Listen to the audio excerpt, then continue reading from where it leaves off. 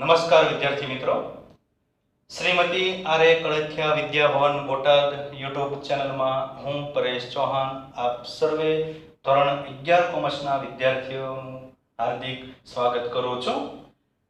આજે આપણે એ 11મા ધોરણનો જે પહેલો લેક્ચર છે, પહેલો વિડિયો જે છે, તો એમાં વિષયો, એના અભ્યાસક્રમ, એના ગુણભાર, પ્રથમ પરીક્ષા પદ્ધતિ અને એક થોડી પાઠની શરૂઆત એ કરી અને આપણે ચાલુ કરી દઈએ છીએ। સૌથી પહેલા તો જે કાંઈ વિષયો જે છે એમાં આપણે વાણિજ્ય વ્યવસ્થા અને સંચાલન અને અર્થશાસ્ત્ર આ બે જે વિષયો જે છે એ મારે લેવાના છે। નામો અને આંકડાશાસ્ત્ર એ જે છે એ બીજા સાહેબ લે છે, ભુવા સાહેબ। ગુજરાતી, અંગ્રેજી અને કોમ્પ્યુટર, આપણે આ 7 વિષયો જે છે એ 11 કોમર્સમાં એ આવે છે। કોમ્પ્યુટરના ઓપ્શનમાં એસપી હોય છે, પણ આપણે અહીંયા કોમ્પ્યુટર જ છે ફરજિયાત, એટલે આપણે આ 7 વિષયો જે છે એના જ એ આપણે અભ્યાસ કરવાનો છે। હવે વાણિજ્ય વ્યવસ્થા અને સંચાલનમાં જે છે એ પહેલો પાઠ જે છે ધંધાનું સ્વરૂપ, હેતુ અને કાર્યક્ષેત્ર, એની એ આપણે ચર્ચા કરતા પહેલા પ્રથમ પરીક્ષા જે કે એનો અભ્યાસક્રમ જે છે અને કયા પાઠમાંથી કેટલા માર્કનું પૂછાય છે એ બાબતને આપણે ખાસ ધ્યાનમાં લેવું જોઈએ।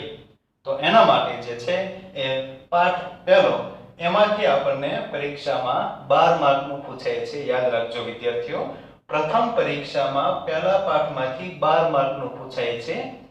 બીજો પાઠ છે એમાંથી 7 માર્કનું, ત્રીજો પાઠ તો એમાંથી વળી પાછું 12 માર્ક્સ, પાઠ નંબર 4 એમાં 7 માર્કનું અને પાઠ 5 એમાં 12 માર્કનું પૂછાય છે। તો એનો અર્થ એવો છે કે અમુક પાઠ છે એમાંથી વધારે માર્કનું પૂછાય છે, અમુકમાંથી ઓછો। એ પ્રમાણે આપણે પદ્ધતિસરની જો મહેનત કરીએ તો એ ધોરણ 11માં એ 50 માંથી 50 માર્ક પણ ઘણા બધા વિદ્યાર્થીઓને આવે છે, તમારે પણ આવી શકે। આડીઅવળી મહેનત કરવી એને કરતા પદ્ધતિસર જે પાઠનું વધારે મહત્વ હોય તો એ પ્રમાણે એ આપણે મહેનત કરીએ તો એમ કરીને તમારી પ્રથમ પરીક્ષા જે છે એનું પેપર દરેક વિષયનું એ 50 માર્કનું હોય છે। 50 માર્કની પહેલી પરીક્ષા, 50 માર્કની બીજી પરીક્ષા એટલે 100 માર્ક્સ થયા। વાર્ષિક પરીક્ષા જે છે એ 80 માર્કનું પેપર હોય એટલે 180 થયા, અને 20 માર્ક જે છે એ તમારા ઇન્ટરનલ હોય છે, આંતરિક।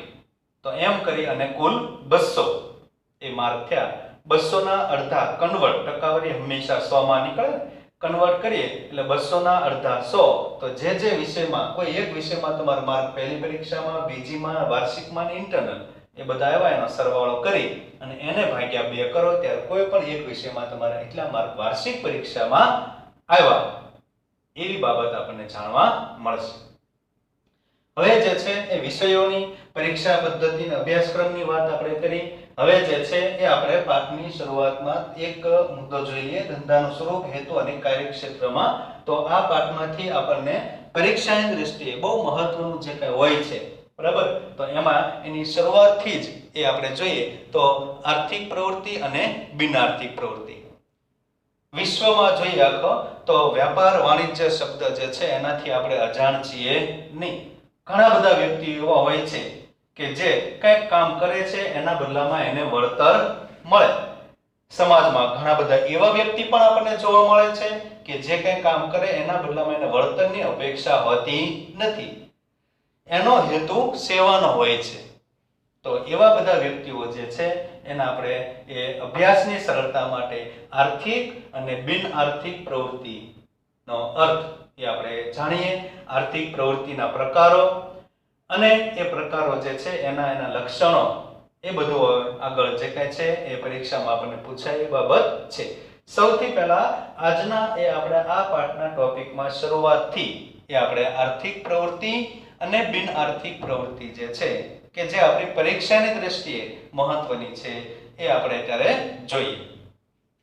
સૌથી પહેલા તો આર્થિક પ્રવૃત્તિ એટલે શું અને એનું ઉદાહરણ। તો આપણે અગાઉ જે કીધું એમ કે આર્થિક લાભ કે નાણાકીય વળતર મેળવવાના હેતુથી કરવામાં આવતી પ્રવૃત્તિ। ફરીથી આર્થિક લાભ કે નાણાકીય વળતર મેળવવાના હેતુથી કરવામાં આવતી પ્રવૃત્તિ એટલે કે કાંઈ કામ કરીએ એના બદલામાં આપણને વળતર મળે એને આપણે આર્થિક પ્રવૃત્તિ કહીએ છીએ. દાખલા તરીકે ખેડૂત અનાજનું ઉત્પાદન કરે, સુથાર ફર્નિચરનું ઉત્પાદન કરે એના બદલામાં એને વળતર મળે છે. એવી બધી પ્રવૃત્તિને એ આપણે આર્થિક પ્રવૃત્તિ કહીએ છીએ. બીજું, બિન આર્થિક પ્રવૃત્તિ.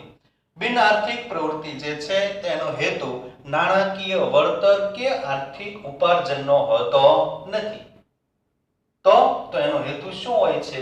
સેવાનો હોય છે. આપણે જોઈએ ને કે સમાજમાં એક વ્યક્તિ એવો છે કે જેને કઈ વળતર નથી જોઈતું, માત્ર સેવાના ઉદ્દેશથી કામ કરે છે. તો એનું ઉદાહરણ છે સમાજ સેવા, માનવ સેવા, માતા દ્વારા બાળકનો ઉછેર, રાહત છાવણીમાં કામ કરતા સ્વયં સેવકો. આ જે છે એ સેવા કરે છે, એના બદલામાં એને કાંઈ વળતરની અપેક્ષા હોતી નથી. એ પ્રવૃત્તિને આપણે બિન આર્થિક પ્રવૃત્તિ તરીકે ઓળખીએ છીએ. તો આ અર્થકારણમાં, વિશ્વમાં અર્થકારણમાં એ વ્યાપાર વાણિજ્ય શબ્દ વગર અર્થકારણ એ ટકી શકે નહીં. તો એવા જે વેપાર અને વાણિજ્યમાં આર્થિક પ્રવૃત્તિ અને બિન આર્થિક પ્રવૃત્તિ આ બે શબ્દો જે છે બહુ પરીક્ષાની દ્રષ્ટિએ મહત્વના છે. અર્થશાસ્ત્ર જે છે એમાં પણ આ બે શબ્દો આવે છે. બરાબર? તો ફરીથી એકવાર કે આર્થિક લાભ કે નાણાકીય વળતર મેળવવાના હેતુથી કરવામાં આવતી પ્રવૃત્તિ એટલે આર્થિક પ્રવૃત્તિ, જેમાં સુથાર ફર્નિચર ઉત્પાદન કરે, ખેડૂત અનાજનું ઉત્પાદન કરે. બિન આર્થિક પ્રવૃત્તિ એટલે કે બિન આર્થિક પ્રવૃત્તિનો હેતુ નાણાકીય વળતર કે આર્થિક ઉપાર્જનનો હોતો નથી, પણ એનો હેતુ સેવાનો હોય છે.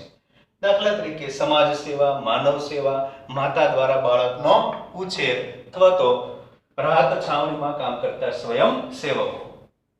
એટલી બાબત જે છે એ આપણે પૂરી કરી. આજના આ સૌથી પહેલા એ નાના એવા વિડીયોમાં એ પરીક્ષા પદ્ધતિ, વિષયો અને એક ખાલી મુદ્દો આપણે જોયો, આર્થિક અને બિન આર્થિક પ્રવૃત્તિ. હવે પછીનો જે કંઈ છે આમાં આગળનો અભ્યાસ એ આપણે હવે પછીના લેક્ચરમાં કરીશું. Thank you.